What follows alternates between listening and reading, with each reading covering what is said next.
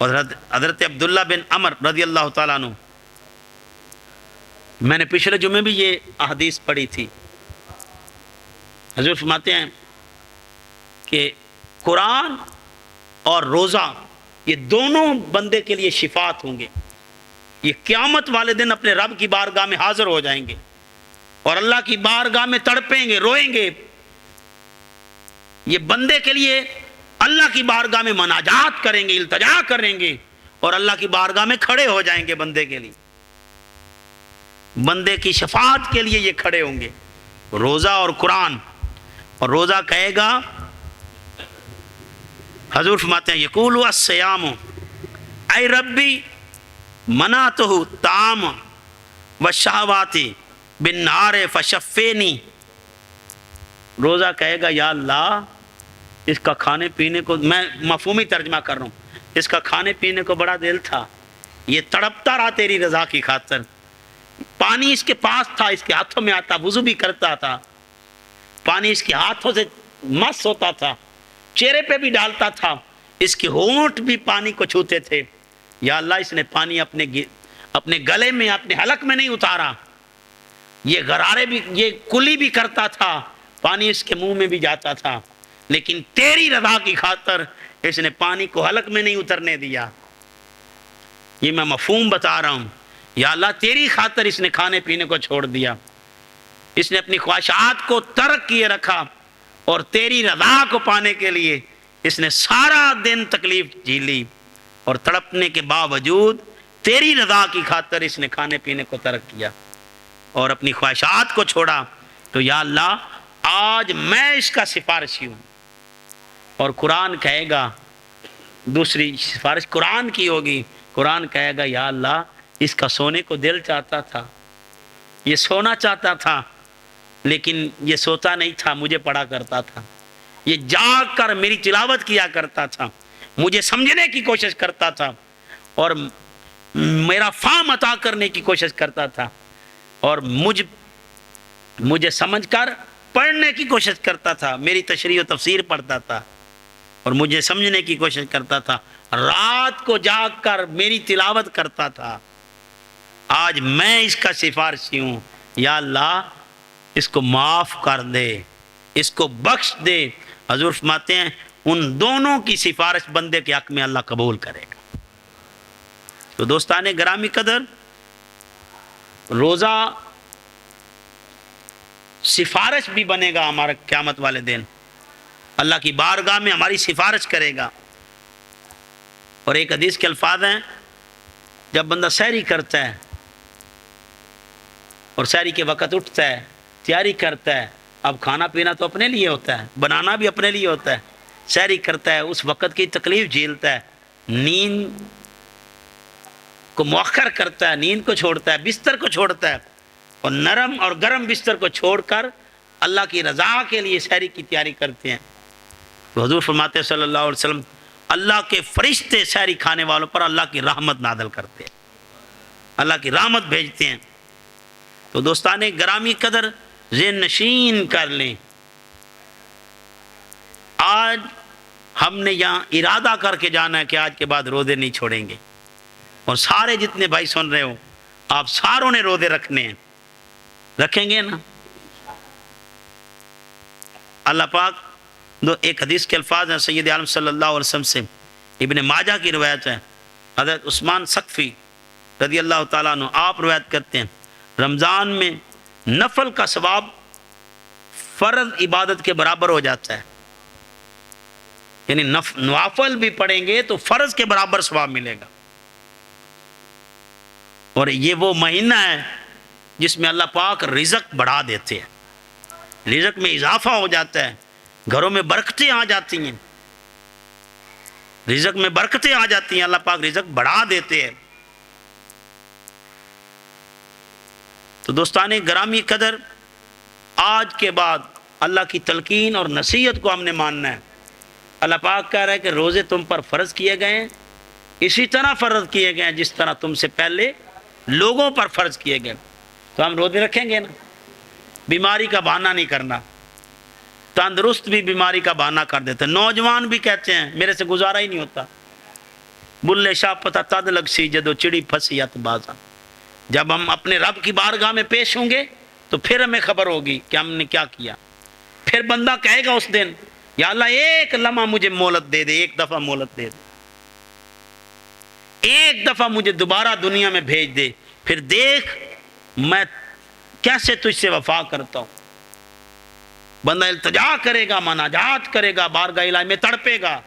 روئے گا. یہاں پہ مجھے حضرت مولا علی شیر خدا کرم اللہ تعالیٰ وجہ الکریم کا ایک قول یاد آ گیا. لوگوں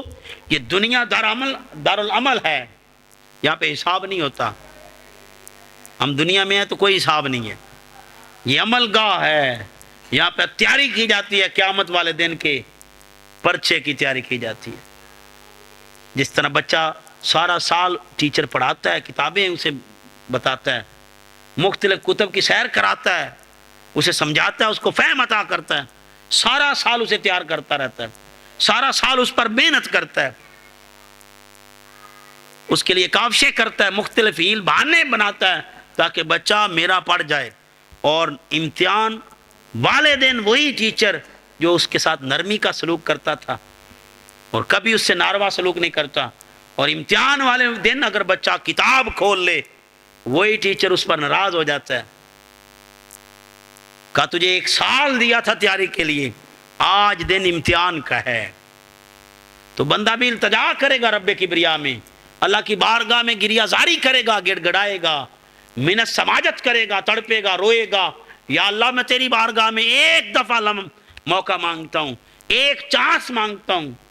ایک دفعہ پھر دنیا میں مجھے بھیج دے, پھر مجھے بھیج دے, پھر دیکھ میں تیری کیسی تیرے ساتھ وفا کرتا ہوں.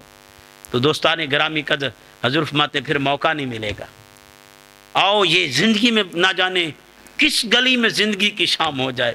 ہمیں کیا خبر یہ رمضان ہماری زندگی میں آ رہا ہے, اس تک بھی پہنچ پانا ہے یا نہیں پانا وہ تو اللہ ہی جانتا ہے. اگر ہمیں نصیب ہو جائے تو روزے نہ چھوڑنا, پتہ نہیں پھر زندگی میں آئیں یا نہ آئیں. ہر سال میں روزے رکھتا ہوں اور اسی طبیعت میں یہ بات ڈالتا ہوں کہ میری زندگی کے آخری رمضان ہے, پتہ نہیں اگلا رمضان میری زندگی میں ہے یا نہیں. تو اس کی اس طرح تیاری کیا کریں, اس میں زیادہ محنت کریں, تگ و دو کریں کہ یہ میری بخشش کا سبب بن جائے. ساری رات کبھی قرآن پڑھیں, کبھی نوافل پڑھیں, کبھی اللہ کی بارگاہ میں ذکر اذکار کریں, التجائیں کریں, مناجات کریں. یا اللہ بندہ ہوں تیرا, غلطیاں ہو گئیں, کوتاہیاں ہو گئیں, اگر میں ساری زندگی اپنے سامنے رکھوں میں تو جی نہ پاؤں, اور اگر تو پردے اٹھا دے میری ساری زندگی گزری ہوئی زندگی کے سے پردے چاک کر دے, اور پردے اٹھا دے تو یا اللہ میں تو لوگوں کو منہ دکھانے کے لائق نہ رہوں,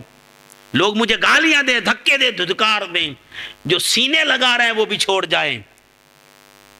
اور دھتکارنے والے اور زیادہ دھتکار دیں. یہ تیری کرم نوازیاں ہیں, جس طرح تو نے پردہ ڈالا ہوا ہے رمضان کی برکت سے مجھے معاف بھی کر دے. اے گناہوں پہ پردہ ڈالنے والے, اے میری کوتاہیوں کے باوجود شفقتیں اور محبت کرنے والے, اے میری غلطیوں کے باوجود مجھ سے نرمیاں کرنے والے اور مجھے ڈھیل دینے والے اور گرفت نہ کرنے والے رب کبریا, میں تیری پاک بارگاہ میں رمضان کی برکت سے التجائیں کر رہا ہوں. تیرے محبوب فرماتے ہیں کہ اس میں تو شیطان بند کر دیے جاتے ہیں,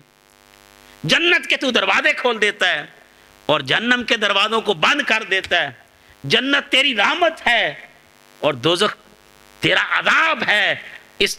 اس ماہ میں تو عذاب والے دروازے ہی بند کر دیتا ہے اور رحمت کے دروازے کھول دیتا ہے. تو میں بھی تیری رحمت کے دروازے پہ دستک دے رہا ہوں, اور تیرے دروازے پہ دستک دے کے تجھ سے مانگ رہا ہوں, بھیک مانگ رہا ہوں. ایک بھکاری کو بھیک دے دے, ایک سوالی کو عطا کر دے. میں گنہگار ہوں, میں تیری بارگاہ میں اپنے گناہوں سے معافی طلب کر رہا ہوں. تو رات ایسے گزارے, ساری رات اسی بات میں گزار دے کہ اگر زندگی کے گناہ کھل جائیں تو منہ دکھانے کے لائق نہ رہوں. ایمان سے ہم ایک دوسرے کے سامنے کتنے چودھری بن کے بیٹھ جاتے ہیں. میں آپ سے واضح و نصیحت کر رہا ہوں, اگر اللہ پردہ اٹھا دے تو آپ یوں گریبان سے پکڑ کے مجھے پٹخ دیں اور میں آپ کو منہ دکھانے کے لائق نہ رہوں, میں آپ کے سامنے نہ بیٹھ سکوں, میں تو چھپتا پھروں. یہ اس کی مہربانیاں ہیں, یہ اس کی محبتیں ہیں, یہ اس کی الفتیں ہیں, یہ اس کی چاہتے ہیں. اس نے دوستان گرامی قدر یہ آقا رحمت صلی اللہ علیہ وسلم کے حوالے سے ہمیں رمضان جیسا مہینہ عطا کیا، رمضان جیسا مہینہ عطا کیا، اور یہ وہ مہینہ ہے دوستان گرامی قدر جس مہینے میں اللہ پاک ہمارے سارے گناہوں کو معاف کر دیتے ہیں، سارے پچھلے گناہ معاف کر دیتے ہیں۔ تو دوستان گرامی قدر ذہن نشین کر لیں، ذہن نشین کر لیں، اس ماہ میں کوشش کریں، کمر کس لیں، کمر کس لیں، اور اپنی بخشش کے لیے اپنے رب کی بارگاہ میں التجا کرتے رہیں۔ جیسے حضور نے فرمایا کہ روزے کے برابر کوئی عمل نہیں، کوئی اس کے برابر عمل نہیں ہے۔ تو دوستان گرامی قدر جو اس ماہ میں بھی شفا سے محروم ہو گیا اور بخشش سے محروم ہو گیا اور اللہ کی کرم نوازیاں اس پہ نہ ہوئیں، اس مہینے بھی وہ اپنی بخشش کو نہ پا سکا اور اس کے حصے میں بخشش نہ لکھی گئی، تو پھر کون سا مہینہ ملے گا جو اس کو بخشش کروائے؟ آؤ دوستان گرامی قدر، یہ حضور فرما رہے ہیں کہ پھر کب اس کی بخشش ہوگی؟ یہ وہ مہینہ ہے، اللہ وعدے دے رہا ہے کوئی ارجع الی ربک، اپنے رب کی طرف آ جاؤ۔ اللہ رحمتوں کے دروازے کھول دیے ہیں، تمہارے رب نے تمہارے لیے رحمتوں کے دروازے کھولے ہوئے ہیں، آ جا، آ جا بندے، ارجع الی ربک، اپنے رب کے پاس آ جا، غلطیاں کوتاہیاں تیریاں معاف کر دوں گا، میں نہیں دیکھوں گا تو نے کون کون سے گناہ کیے، سچے دل سے اپنے رب کی بارگاہ میں آ جا، التجائے کر، مناجات کر۔ وہ چودھری نہیں، وہ نمبردار نہیں، وہ مجھ جیسا نکما پیر نہیں جو ایک غلطی کو لے لے اور پھر لکیر کو ہی پیٹتا رہے۔ وہ رب کریم ہے، وہ غفور الرحیم ہے، وہ رب ہے، اور آوازیں دے رہا ہے لا تقنطوا من رحمت اللہ، تیرے جو بھی گناہ ہوں گے، جو تیری کوتاہیاں اور غلطیاں ہوں گی، آ جا۔ دوستان گرامی قدر اس ماہ میں اللہ جنت کے دروازے کھول کر اور دوزخ کے دروازے بند کر دیتا ہے، شیاطین کو جکڑ دیتا ہے، اور حضور فرماتے ہیں وہ بد نصیب ہے اتنا ماحول بھی مل جائے